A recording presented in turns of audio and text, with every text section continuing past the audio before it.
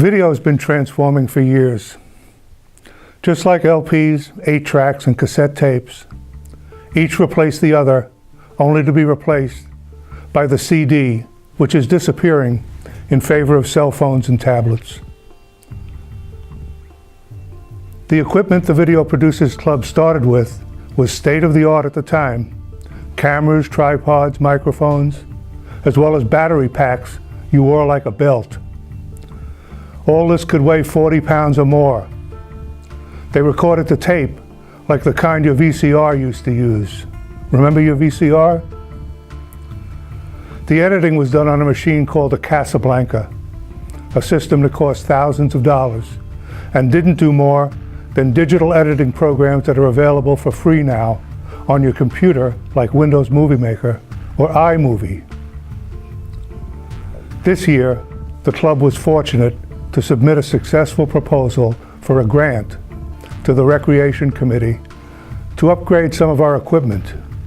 We also received new cameras, tripods, and accessories from the Seal Beach Cable Communications Foundation. Now a typical field kit of camera, tripod, mic, and batteries weighs less than 10 pounds. Our club space is divided in two, a production side and a post-production or editing side. We can do interviews and other in-studio shoots at the green screen production side. Later, in post-production editing, we can use chroma key effects, and as a video maker can have the subject appear to be anywhere we want them to be. Here's an example.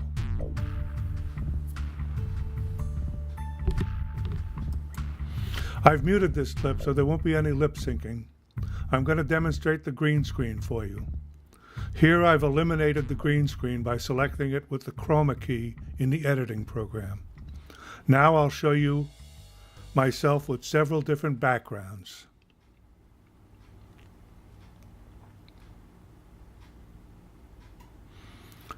Here's a beautiful sunset.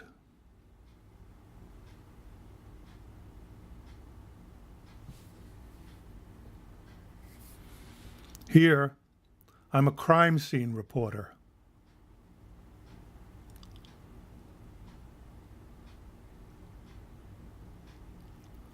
This is an all-purpose background.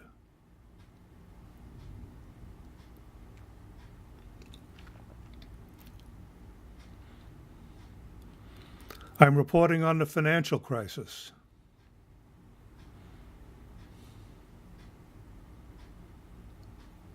I'm flying over New York City.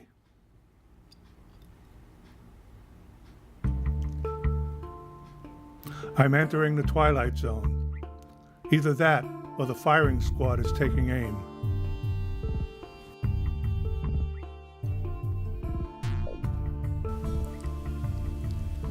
We also teach regular classes in video editing, camera operation, use of YouTube, interviewing techniques, and other topics as they come up.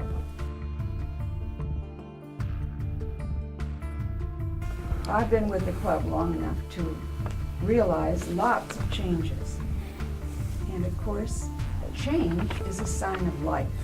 Right now, there are so many changes. This club is absolutely being transformed in its focus.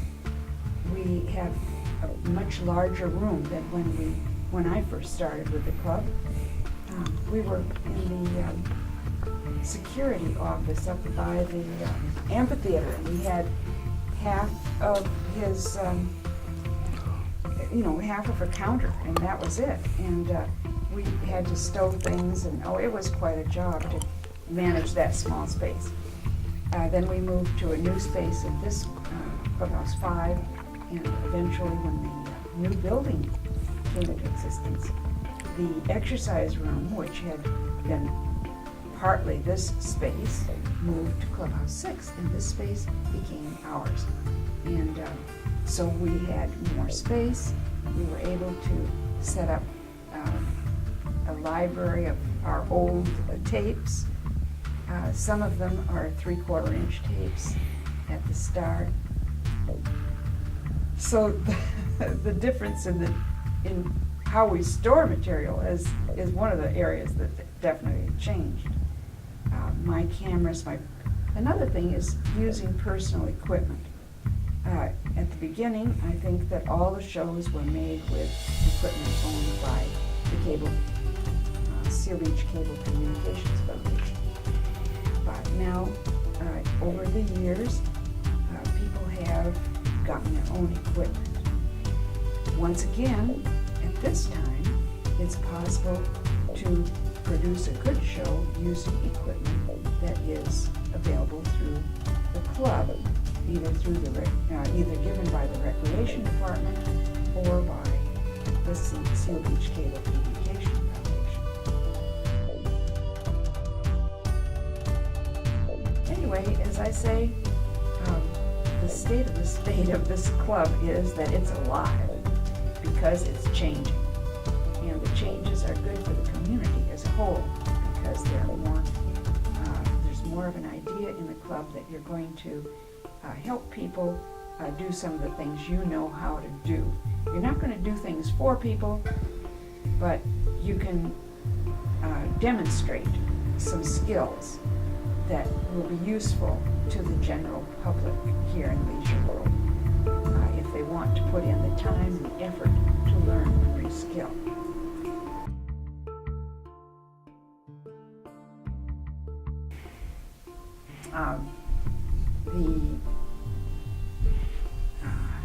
The first show I did was my passion. I had a plant expert on, and I brought in, I went to Bretta's downtown and brought in real plants to have on the stage. And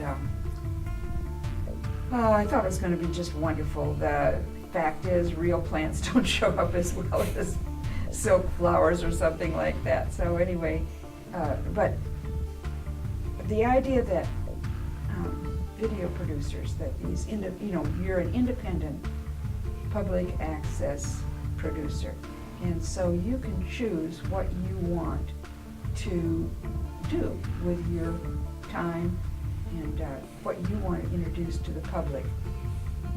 And plants, trees, that sort of thing have been my interest. I did a show on trees once.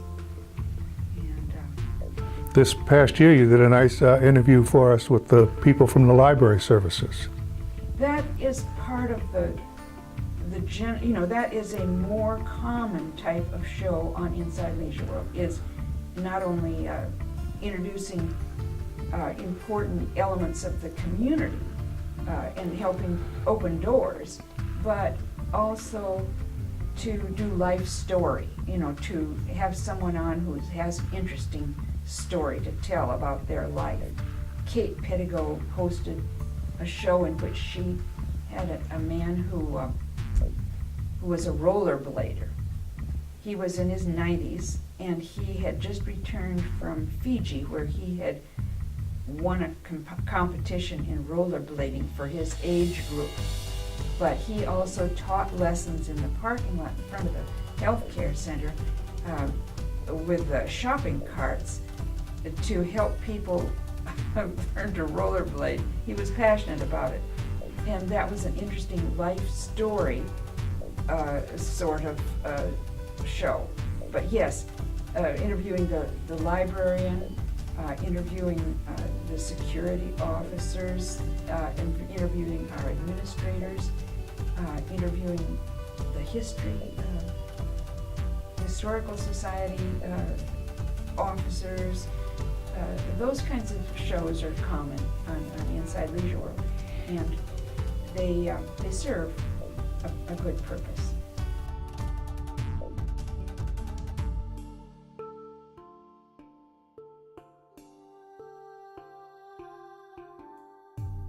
I'm Bill Fraumbach. I've been a member of the Video Producers Club for, I estimate, 15 years. I'm not really sure exactly how long, but that's a pretty good guess. I've enjoyed it very much. I've enjoyed the members of the club. There's a good-natured joviality among all of us. We tease one another and we laugh together a lot. One of the things that I have done is I have been the host of the show, the show that we put on several times in the past. Most recently was this past summer. I hosted the Y Service Club. I introduced them and they discussed what the Y Service Club does, what it means, and what its mission is. And that again is a group of very nice people who are fun to be with. It's not really difficult to be a host because there are a lot of people who will help you. First of all, although right now I'm just sitting here talking to you, it looks like I'm the only one on the show, but there is support. It always takes support people. And when we put on the Inside Leisure World, there's a support crew of about 8 who do the various functions of getting the show put together. Among most of the members of that crew are members of this club. Sometimes there are people come from another group, which is also what we call the downtown group.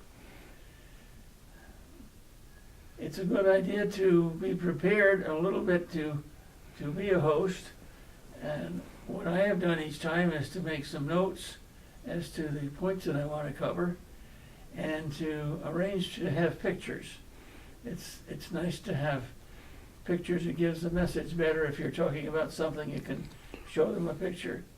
And what you do is you just prepare your pictures ahead of time. I won't get into the technical parts of it, but just line up the pictures. You can also have video clips. The shows are about a half hour, slightly less than that, but call it a half hour. And it's surprising how fast that time goes.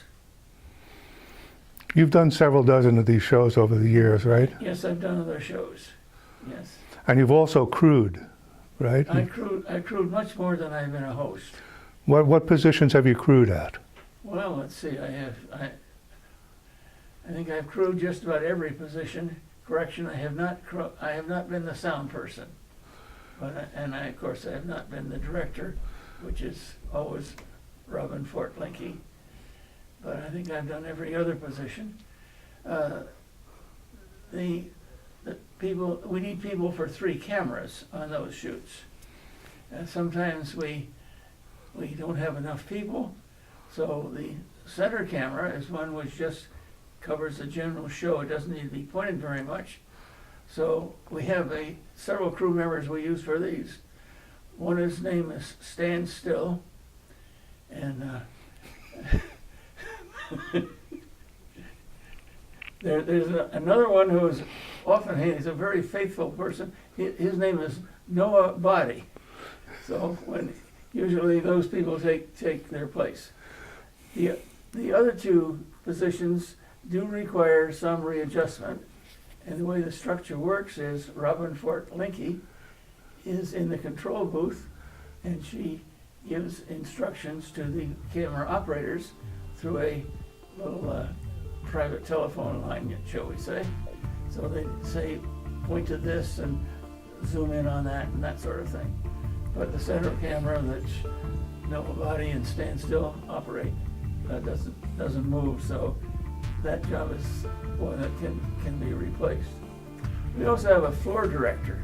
That's someone who is in charge of keeping track of the time and waving the signs and making motions so that the person who is the host can keep track of what has to be done next.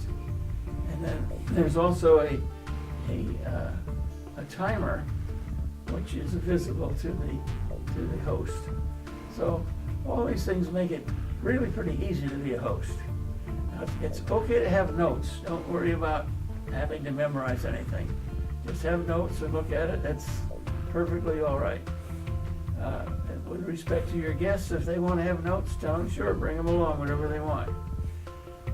It's a good idea to line up your guests pretty far in advance, because sometimes things happen where they drop out and you don't have enough. I have found that it's difficult to interview one person, but 2 or 3 is good. I prefer interviewing 2 people.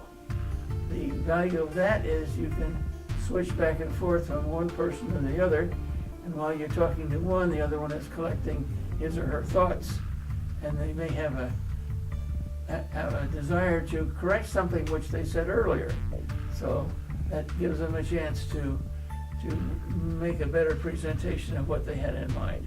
It also makes them more comfortable to have a little rest. The host, unfortunately, has to work the whole time. The camera is on the host when the host speaks, but the purpose of being a host is to hear what the other people have to say, not for the host to make a speech. So the best hosting is asking questions and drawing out of the people who are being interviewed what it is that they have to say.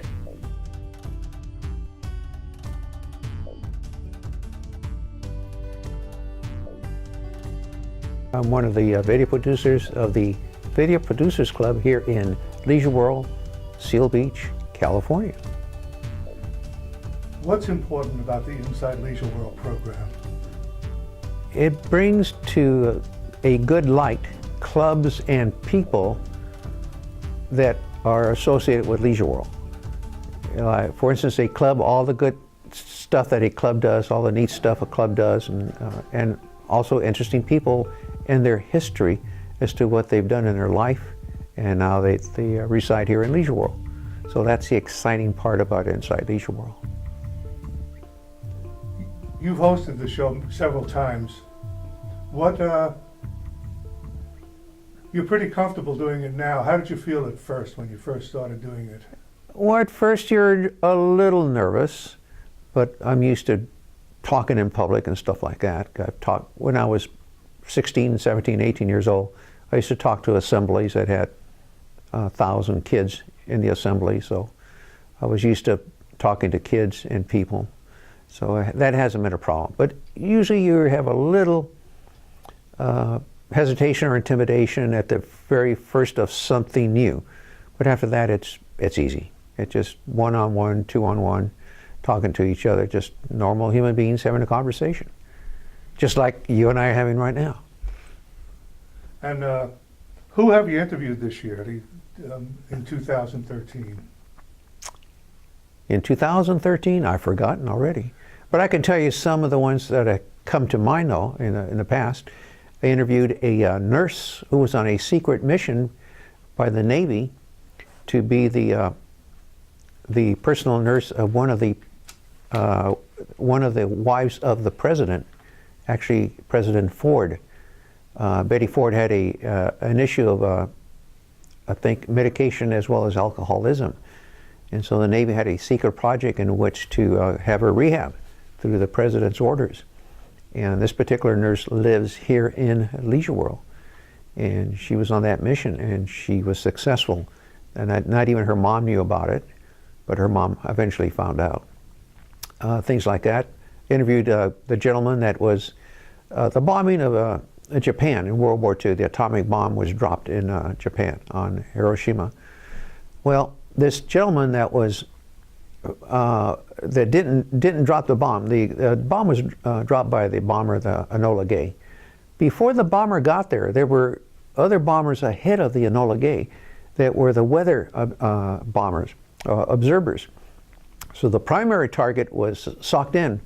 This is the guy that was on that, a pilot on that weather plane that says, and radios back to the Enola Gay, this primary target is Socked In. Let's go to the secondary target. They went to the secondary target and they found a break in the clouds, and that's where the Enola Gay dropped its atomic bomb.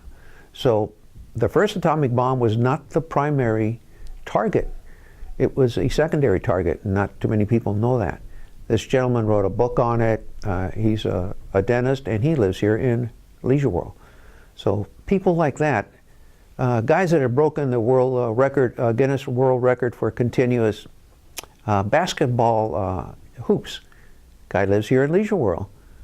things like that. People that have been captured by in World War II by the Nazis or German soldiers, not Nazis, German soldiers, and their experiences in camps. Actually interviewed a gentleman that was in the Nazi party that lives here in Leisure World as well. And he told me all about that and the various levels of the Nazi party and his experiences. I've talked to guys that were in the German army and now they, after the war, joined the American army. So we have this gentleman was a German soldier fighting against the Americans in World War II, and then when he gets to America, he joins the American army. But it's not still World War II, but he's a soldier for America now. Interesting stuff. So it's not a personal war that he was in. He was involved. It was government against government. He was just a foot soldier. So all that stuff is so interesting here in Leisure World. It's incredible, the experience that is collectively existing here in Leisure World, that we have no idea what it is yet. Stuff like that. So that makes it interesting. One of your interviews this year was Galit, the rabbi. That's right, thanks. How did that interview go? It went well. She's a very interesting lady. Really like Galit. She is a rabbi now. One of our first lady rabbis here in Leisure World. And she has a congregation here. And she's an entertainer as well.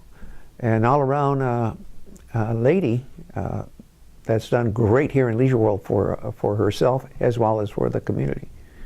So she was the most interesting gal I had done this year so far, yeah. Well, the Video Producers Club has been evolving. When it first started, they had this ancient equipment of huge cameras, huge battery packs that you had to carry around. And now we have this miniaturization of camcorders that you can hold in your hand and just weigh under a pound. So what would I like to see is it evolved into capturing more video, because now it's easier to bring video equipment into an event.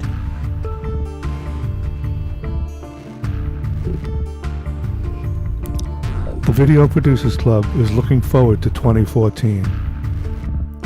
Come and join us if you like. We're located in Clubhouse 5 on the ground floor at the northwest corner of the building.